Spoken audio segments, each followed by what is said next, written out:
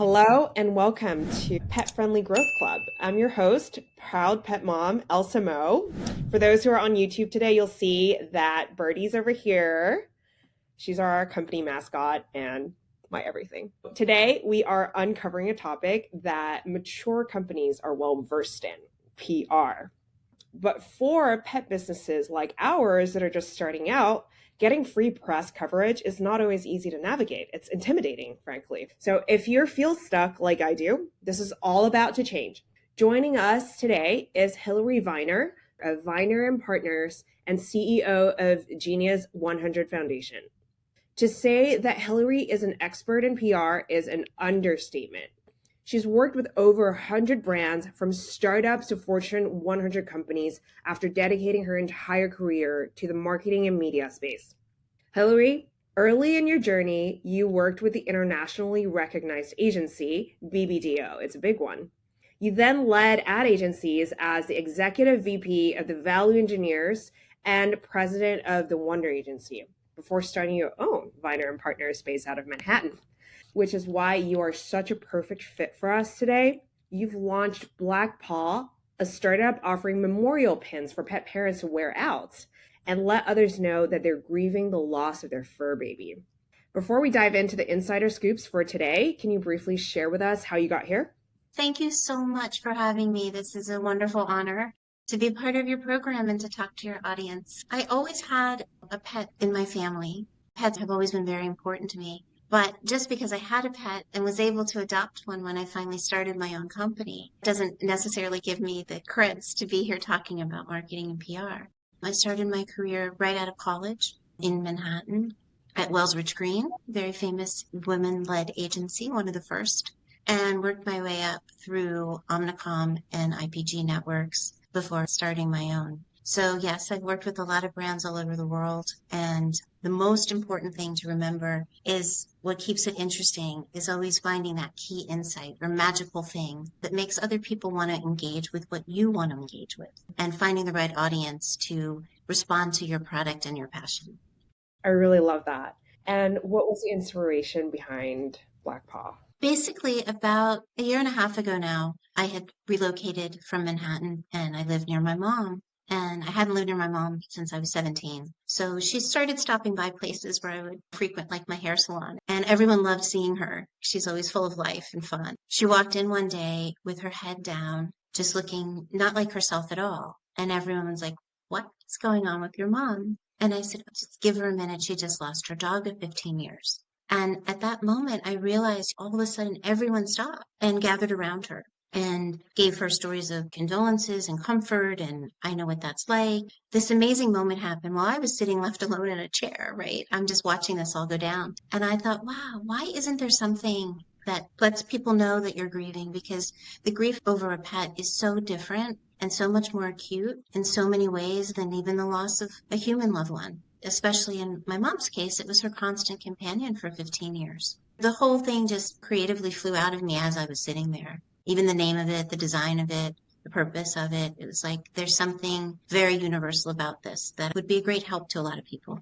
That is such a good idea. We grieve for different pets, different people in our lives that oftentimes we don't find the courage initially, especially to let others know because it's just too hard to even say. So having a pin wearing that, like breast cancer awareness, grief awareness, I think is such a good way to communicate with people when we don't know how ourselves. And I also love the personal inspiration behind this company. It really struck a chord in me because I started manufacturing a memorial company also because of a personal experience, seeing a dog get run over. I'm so happy that we have found each other in this journey and that you're able to share how you've use your PR toolkit, your extensive toolkit to drive this company into success. Would you be able to share more about how you're thinking as a media, marketing person about your business? Sure. So I think there are a number of things, but just making sure that you leverage all your touch points. I think all of us have a lot of networks and circles of influence. There's so many people that we touch every day in our lives.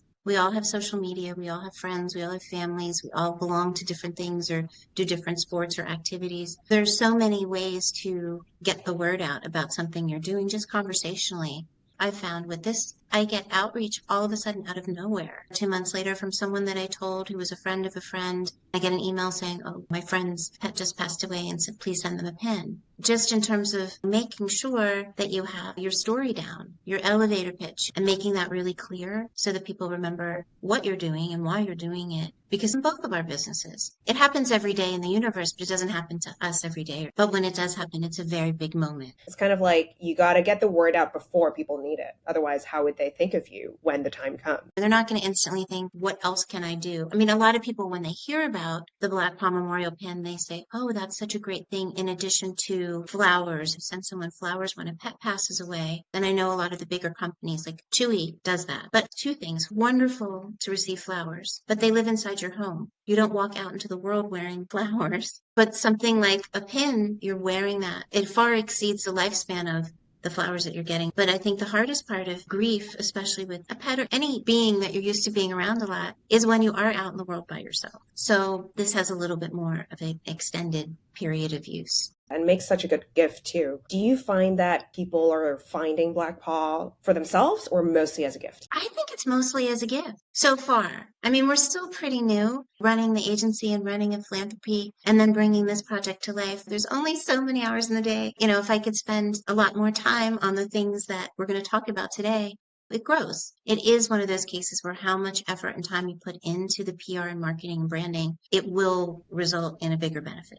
So it's just something that we got to get done. As a small business in the pet space, where should we even start when it comes to media? One of the things you can do, first and foremost, is really getting your story down. You can talk about, there's strategically things, but the first thing you need to do is your communications, which is really getting your fact sheet together. It's something that you give out to press if they want to cover you. But what it contains is really that elevator pitch. So if you're going to talk to someone, pretend it's a one-on-one conversation, even though it's going out on social media to the whole world, what's that one really quick thing you're going to say that's going to get someone's attention? So you really have to have that communication at the ready. So it just rolls off your tongue and is top of mind as soon as anyone engages with you about your brand or product. Once you have that down, then you need to select your social media channels, and some of that depends on the audience. If you do some demo research, for instance, in the pet market, Facebook is a really good place to be because of the audience demographic and the price point. Statistically, the average age of a pet owner is well into their 40s. It's not a super young audience. When you match that up with socioeconomic demographics, you also realize the older age in the pet owner also has a higher expendable income. You want to make sure that you understand your different audiences based on the product, the price point, and the need. That's one thing to really examine where you think you need to be. Not every social media channel is right for you. If you're a small budget just getting started, you have to maximize your spend. Okay, I can do XYZ on this channel for this much money and reach this many people. Or I can do this other thing on this and reach that many. You have to just evaluate all of the options that you have against your budget and against the demographic that you want to reach. I would love to showcase an example of what an elevator pitch would look like. Let's start with Black Paw and we can do Goodnight Fetcher for another thing. I have my, in paper version, if anyone remembers paper. And this is something that you prepare for any media that you're going to reach out to. This contains every kind of piece and every single way that you want to present your product. For Black Paw Memorial Pin, you ask yourself some of the main questions you would if you were writing a press release. The 5 W's, as they call it. So when you say, starting off, what is Black Paw Memorial Pin? The Black Paw Memorial Pin is for anyone who has lost their beloved, faithful pet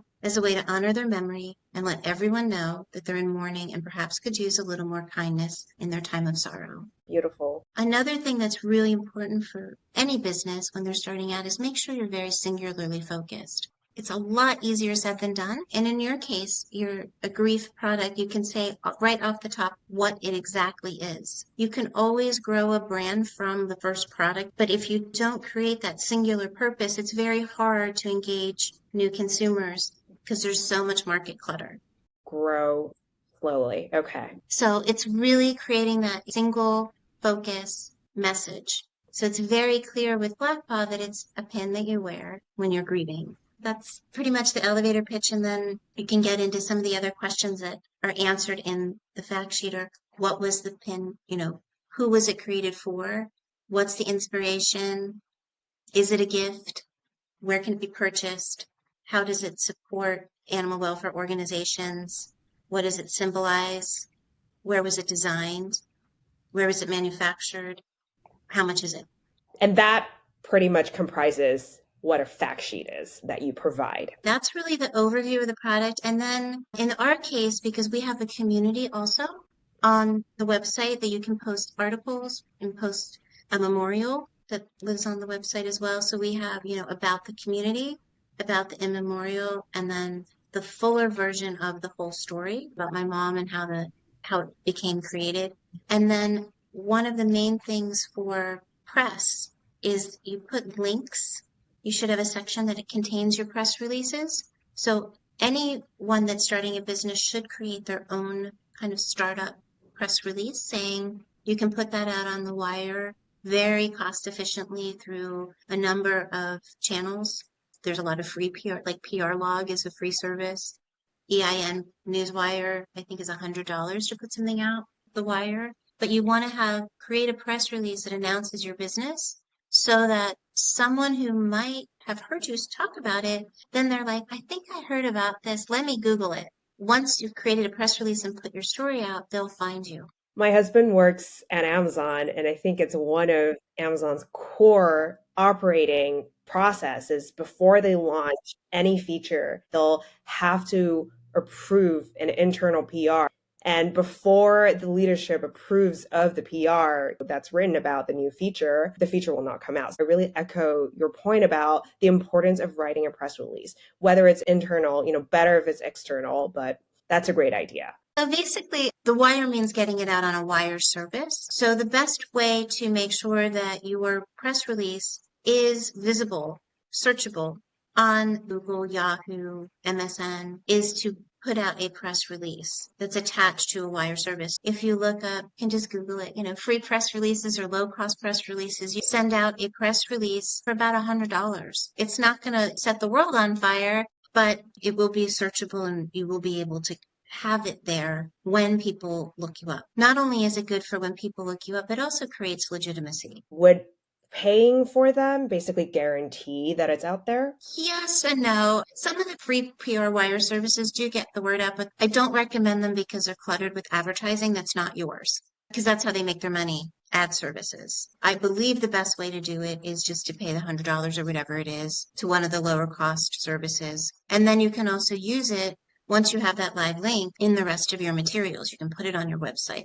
You can send it out as an e-blast. You also need it for the fact sheet because you want to set it up. Here's the example, like you want to list it here where the reporter can find it. Okay. Where the reporter can find it, as in list out if the company already has existing media coverage. Correct. So as part of what you would send as an overall fact sheet, you're going to send your announcement press release. And then you should have another section for any introductory videos or video content. Okay. You should also have a section for media coverage. So the press release is one thing. Actually, a pickup from that press release then becomes media coverage. Okay. So that's not coming from you. That's coming from another trusted source. I see. If you send out your press release and then let's swing for the fences. USA Today picks it up and runs a story on your business. Yeah.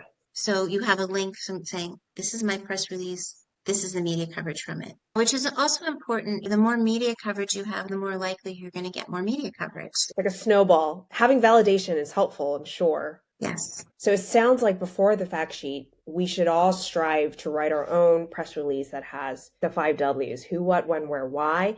Get it out on, you said PR Newswire. To probably EIN is a Newswire service. There's a couple of them. They're easily searchable. Search Newswire. Yeah, use a wire service and just check the pricing because a lot of them will allow you to just buy one. Some of them have more stringent rules. PR Newswire, Business Wire, they require a lot of approvals and having an account. So then let's say we've done that, and then now we're on to the fact sheet. We have compiled the fact sheet with the information that you shared earlier, links, where can we buy it, and where are we written about? Is there anything else that we should include in the fact sheet? Yeah, so one of the things that's helpful to journalists, I'm going to show you, this is page 3. If you go down after that, you have a few bullet points. You want to state your target audience. It's just helpful for them. In my case, it's people who have lost their pets, friends and family members of people who have lost their pets.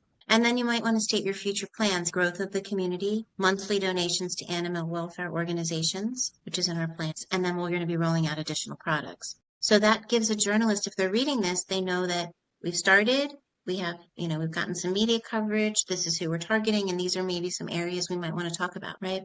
For our audience that are just listening to the podcast, FYI, we're going to be sending out a newsletter that encapsulates what we talked about. So Hilarie here has an example printed out for audience on YouTube to see, but don't worry, there's, we're not sharing too much here. So we're going to have it written out in the newsletter after. In our case, we're talking about social media channels a few minutes ago. Make sure your website's active and updated. We have Facebook, Instagram, and LinkedIn. People might have different things based on who they want to reach. If you're really familiar with Facebook and you have a large audience already, or whatever your go-to place is, don't be afraid to lean into what you already know. The companies that have already launched but have not done the initial launch PR, have not done the fact sheet, is it never too late to do this? It's never too late. Some people have kind of built-in networks or friends or people that are going to write a story about them, or they're going to write their own, or they're not going to really bank on media coverage at the beginning. You can always increase your media coverage. So after launch, then it wouldn't be, okay, this is a belated PR about launch. This would probably be talking about something else. What would be a good timing to start if businesses have not started at all? Would it be to wait for the next product to launch? Just like with anything, because I've been involved in the launch of so many other businesses, these are just kind of your standard materials. It's like you have a business plan, a marketing plan, your press materials, your creative brand guidelines, and your kind of fact sheet in preparation for media. So we should also include a bio of the media contact person and the email. That's the last thing on the sheet. So you state in it available for what kinds of media, like you're available for interviews, you're available for broadcasts, or whatever it is that you want to do. And then you normally put, your headshot and bio of whoever the spokesperson or persons are for the organization.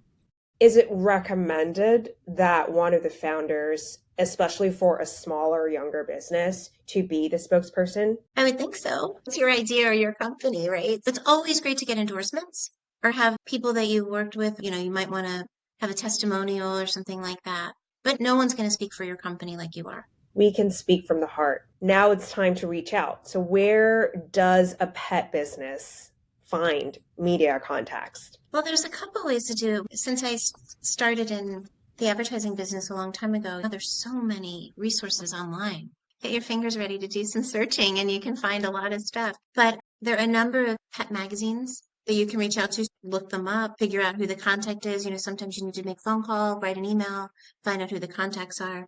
There's lifestyle publications. So, pet goes across the board. So many, like Real Simple or Martha Stewart or Men's Health, Women's Health, any kind of publication, pets are universal outside of just a pet market. And sometimes I think it's important back to the audience to understand who you're targeting and what they like, what's interesting to them, and then advertise there versus directly in the belly of the beast. Those are all great trails to follow, but at the same time, and this has been a standard way of thinking my whole career, it's kind of like looking at something. If you're reading Vogue, all of a sudden to have an ad about a pet memorial product in the middle of Vogue magazine is going to stick out way more than if you're in The Bark, where everything is about pets. Okay. So it's really about targeting more than about the category of the media. I really like that. So it's like, yes, pet focused media channels are obviously a good place. And that there is a mutual fit. But then, can we think outside of the box? Maybe not Playboy, but can we go to like Cosmopolitan or Women's Health where we are going to stand out? You take the core premise in the middle, like you have a pet grief product for pet owners, friends of pet owners, family members. That's your core focus. You might have a demographic. You might say 40 plus. You might say whatever that is. You might have a specific geography that you're targeting. But from that main target, you look at everything that surrounds that person's lifestyle. So if you're looking at a 40-year-old female executive who has a dog in Los Angeles, by the way, is the number one pet market. Okay, good to know. The number one city with the most pets. Let's figure out what touches that person's life every day. Do they go to the gym? Do they drive a car? Do they go to the office? Do they buy clothes? Do they go to restaurants? So think about what circles around that person's life. I got a call from another former colleague a few days ago who goes to this great coffee shop in Brooklyn Heights, and the owner just lost their pet. So he's giving them a pin and wants to ask them if they want to have some pins on hand to sell there or to do whatever. So all of the people that come there with their dogs. It's kind of just thinking about targeting and then wrapping media around that. Yeah, I think it's a really good reminder to just be omni-channel and also think about the target user's journey at as many points of that journey as possible. Yeah, it's all about the customer journey. I personally think my products are great. My urns are different because they don't look like urns and they can be a beautiful home decor. There's like a little candle on there that you can light. So it's like when you have visitors, you don't have to hide it in your closet like you do with most other urns. Okay, I think that's super cool and super special and why I do this. But I often think, okay, is a journalist who gets so many cool ideas every day, why would they want to prioritize my story? You have that in you. That's why you created the product and the brand. But all of those things, where does that belong? So if you're saying it's something that you have in your home, people have religious symbols in their home that are beautifully designed. They have vases, they have this, they have that. Like if it's part of your home decor, is that something that you would think, oh, I might pitch to some people in that space in design, just looking at it a little bit differently, thinking about where the product's actually placed. Would you recommend that businesses look at what channel currently talks about and try to communicate why they think the journalist should pick up this The article? fact sheet is like a universal document. It's evergreen. It's like your website. It's something that's part of the foundational elements that you've created for yourself, like your brand guidelines, like your website, your design. Pitch deck is something different. So if you're following Jane Smith, who always writes about pet loss, following whatever journalist or whatever publication that you think I need to get in here, this is going to give me what I need. You can follow along with kind of the things that they write about and adapt your story to that, saying, I'm reaching out to you because I see that you always seem to write about these things. Here's an idea for you. The other thing would be a fresh perspective or an additional piece to what you've already done, or, however you want to link it to publication that you think is the right fit for you. That's really connecting the dots here because I was just thinking, okay, if I only have the fact sheet, then maybe they might not find me interesting, or they might not know why.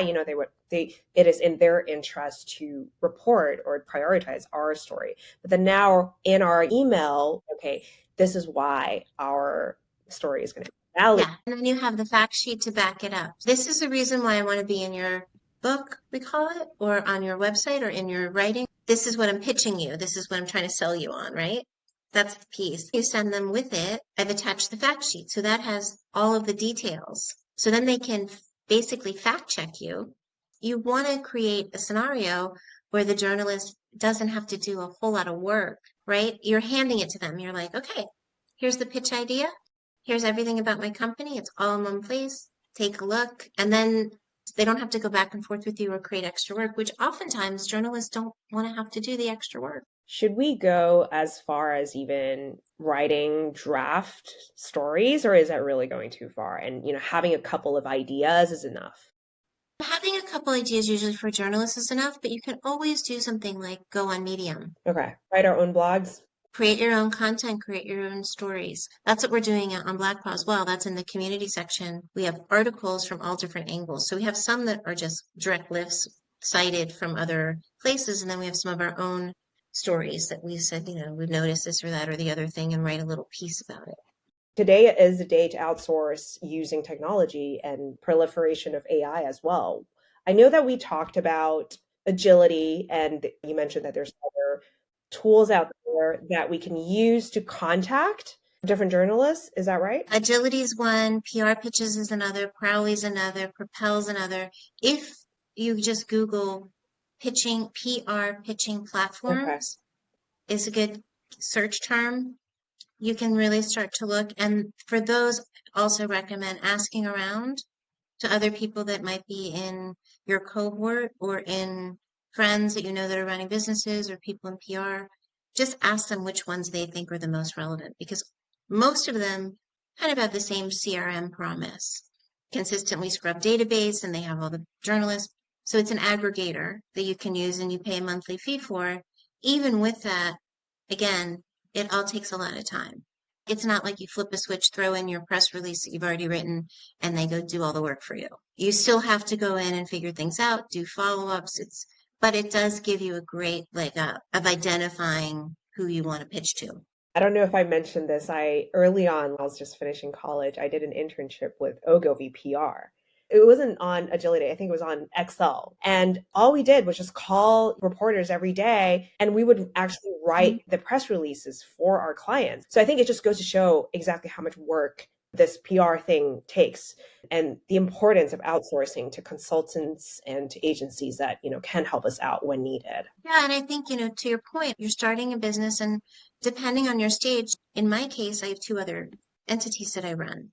Depending on your bandwidth and your scope and whatever, it's also opportunity cost, right? So once you figure out, okay, I need to do these things, like it's really smartly laying out your budget. Look at it as like a bunch of bricks, right? So you're just laying the foundation and then you're starting to add things. Just add wisely and you'll increase by exponential amounts if you just think through the foundation properly. So it's not trying to do everything at one time. It's thinking about everything maybe at one time and creating a longer term strategy of the direction you want to go in or the goals that you have or what you want to achieve, understanding that each piece along the way helps build towards that. Right. Sometimes as entrepreneurs, we're just like, oh my God, there's like a million things on our to-do list. So hyper prioritizing, I agree, is so important. And in terms of networking, what is a good way to network and just build personal friendships with journalists? There's a couple different examples of, how to garner coverage, kind of bucket them into a few different areas. But one is also focusing on collaborations. Okay. Collaborations and partnerships are always great ways, especially if you can find a way to partner with a brand that's a little bit bigger than you or a little bit more invested into the media space. As you're either going to get involved with an event where there's journalists, be part of a conference where there's journalists, sell something as a partnership or a giveaway or a gift or whatever that looks like with another brand that's bigger than you that's going to get the press coverage. So that gives you a little bit of leverage. And then, the other thing is also looking at your professional networks. We all have them. LinkedIn's a wonderful source. Open it up and start figuring out, doing some searching around who knows who, where, when. Sure, it's taking a chance, but a lot of people might help you. They might not, but it always never hurts to ask. There's, different conferences and things that you can go to. But for journalists, journalists don't necessarily hang out at conferences, but they might cover a certain topic area of a conference. So thinking about that in terms of, there are a lot of big trade shows where they sell pet products or introduce new things or whatever. Those are the things you might want to check out. It's like a natural part of networking. When we go to, let's say, the pet expo to meet potential suppliers and potential retail outlets to sell our products, we might naturally bump into somebody who's covering the topic and just would make a lot of sense to establish that relationship then. Absolutely. And also keep in mind, when you're pitching to press, if you have back to the pitch idea that's in their wheelhouse of something they want to cover, they're going to cover it because it's beneficial to them. And every journalist in the world needs content. Yeah, that's true. So it's really about not so much as creating networking opportunities, it's actually identifying the press that you think are the right fit for you and then pitching to them. Yeah. A lot of friends in the media. Doesn't mean they're covering Black Paw. They don't because, they're not going to show favoritism. And a lot of times it comes from an editorial down. So the individual journalist within the media space has specific regulations or rules or parameters. So it's not usually up to the individual journalist. It's up to whoever their, editor-in-chief might be, managing editor that has a set agenda for what they want to cover. That's actually really in the business owner's favor, especially when we don't have experience or relationships in PR. It doesn't really matter who we know. It's really about, are we pitching the right content? Depending on your budget, but there is within that hybrid area, there are advertorials. It looks like an article, but it's a paid article. That's also an interesting way to do something if you have the budget to do that, as well as, a lot of publications that are digital and have big digital audiences do dedicated e-blasts, which is another way to cover a larger market or figuring out how to be, if you're sponsoring or doing a giveaway at a major event in your area, and then check and see, okay, I bet there's an e-blast going out about the event. I bet there's PR going out about the event. The more things you can tie yourself to like that, again, based on your budget, the more it's going to spread the word. We've so far talked about getting on the newswire, which sometimes is free, but sometimes very low cost, like $100 a piece.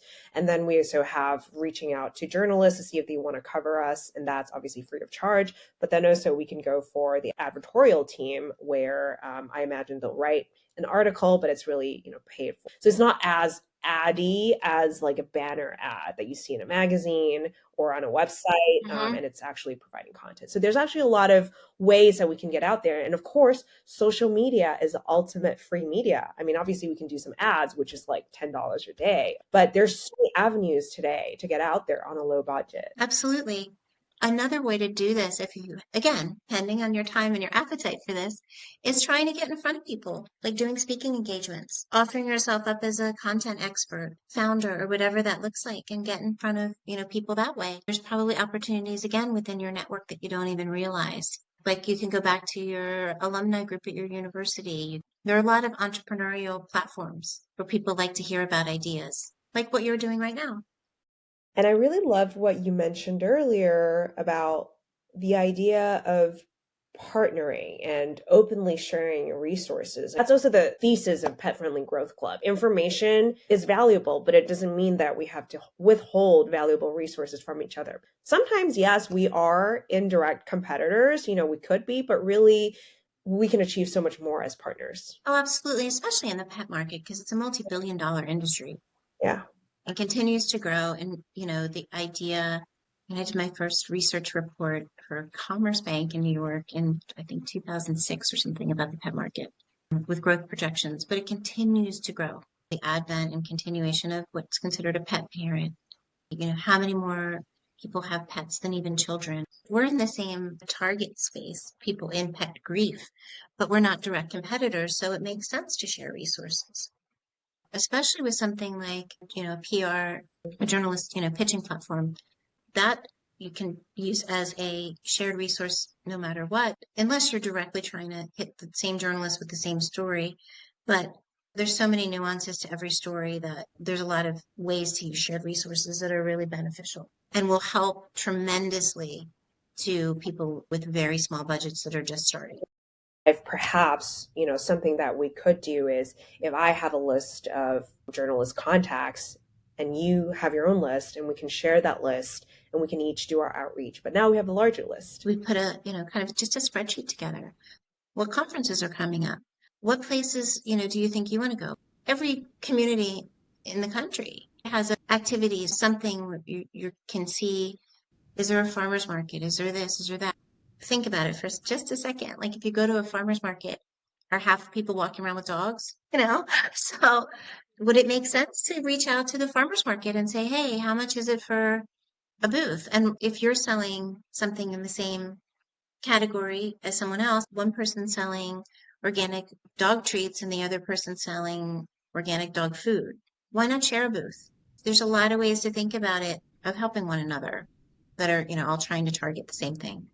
You and I should get that Excel spreadsheet going. I'm on the West Coast and you're on the East, so we've got, major markets covered. It's amazing, yeah. And so many people, I don't know about you, but I get unsolicited advice all the time about, should you do this? Should you do that? And oh, I went to this event. You should speak there. Have you thought about selling here? Have you thought about doing this? In your case, you have a more design product. So you might say, oh, that might make sense for a collaboration with I don't know, furniture company that sells accessories, right? But I'm like, okay, well, in my business model, that's not my priority. But it's not that it's not a priority. It's just not my one priority.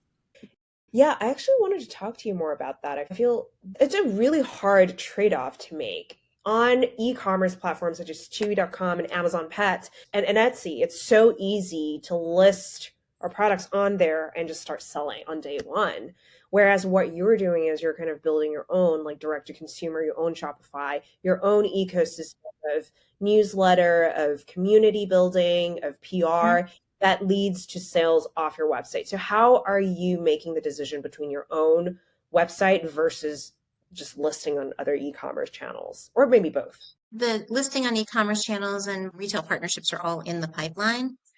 I looked at it in terms of brand building, right? So you take investment. I got off easy, I guess, in a way that I knew how to create all the creative, all the writing, all the everything.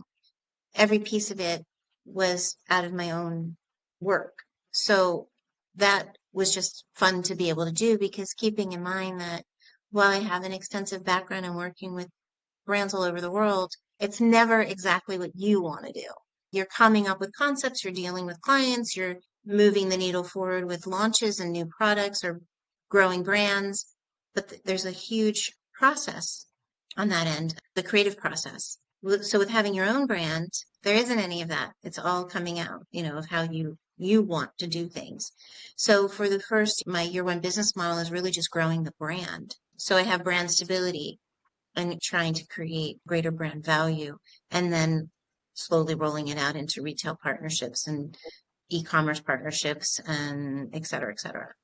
I really admire that approach. It's so easy to just get a listing, set up on TikTok Shop or Facebook Shop or other e-commerce, and building brand is a hard part. But once you have that done as a step one, once you list on another e-commerce, it'll make your job so much easier because you already have that brand out there, and you don't have to spend as much ad dollars or as much effort to get your listing to rank before all your competitors on those e-commerce sites. So I think that makes a lot of sense. And as to brand, yeah, I love that. I used to work in venture capital and private equity, and you look at financial statements all day, and brand equity is literally a one line and a really important part of a business's financial success. So yeah, I completely agree with that. And I think this conversation is so helpful, tactical tips on how to get, low cost or free press, but also like anchoring and going back to the strategic framework and that mindset of the importance of brand building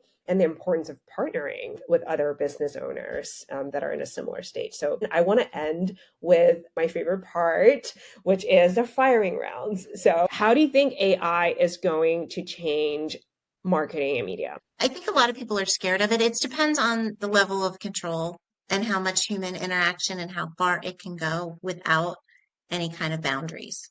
So I think that's a critical piece. I know people in my industry and advertising in particular, and the creative services industry that are writers are very concerned about it kind of taking over, and in academics.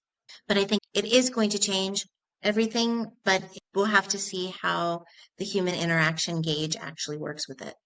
Because I feel like I know for me, I can tell, and I was talking to some of the professors. I'm very involved with American University on an advisory board level where I went to school at the School of Communications, and that's been a big topic of as young journalists, people in communications are coming up through the university system. How does a professor tell if that person wrote their story or their paper, or if AI, if they just did ChatGPT? And it's really all about the inflections and the style of writing. So in terms of what we're talking about though with social media and just getting things out there, it creates an incredibly sped up dynamic. Yeah, that makes me think. Again, at Fetcher, we have a blog, and a lot of the times, me or somebody on my team would use ChatGPT to draft the blog based on the keywords and some of the topics that we want to target. But we really refrain from just launching the blog directly from ChatGPT because Google somehow has a way of knowing that the article is not authentic and is written by machine. So a machine can tell that, and that'll actually hurt our SEO ranking. So, the human element, as you mentioned, is so important. And that's why the latest technology Copilot is called Copilot, because it's a tool and it's not going to override the human element. All right. So next, what about your business keeps you up at night? I think that it's the overwhelming factor. And what I mean by that is that no matter what, there's something within something that I felt like I wish I had another hour to do that. Because at some point I can work, work, work, and all of a sudden, I don't know, it's 9 o'clock, it's whatever time, and you're just like, I'm gonna spell the next word I type wrong. You get into just brain fatigue mode. So I think what keeps me up at night is not having enough time in every day or worrying about, before I go to bed, like I'm already projecting the next day I'm not going to be home again till 9 o'clock at night because I've got meetings and I've got this and I've got that. So that kind of does it. Yeah, we're all super hard on ourselves, too. Like I don't think we give ourselves enough grace for anything. Like anyone else hearing this conversation be like, you guys are crazy. Like give yourselves a break. You're doing enough. But that's not the entrepreneurial's mindset, right? Yeah, especially for you. You're not just an entrepreneur who has like, already a million things about the business on your mind. It's like you're the CEO of a foundation, your own ad agency. So you have three plates, which is crazy admirable. Okay, this is the last one. What advice to part with? I think resilience is my favorite word when it comes to any of this. And to make sure that, you can get stuck in looking at all your external factors and listening to a lot of advice and taking that too far. And what I mean by that is it's great to talk to other people that you respect and admire, or that maybe you don't even, that give you all this, advice. You should do that. You should do that.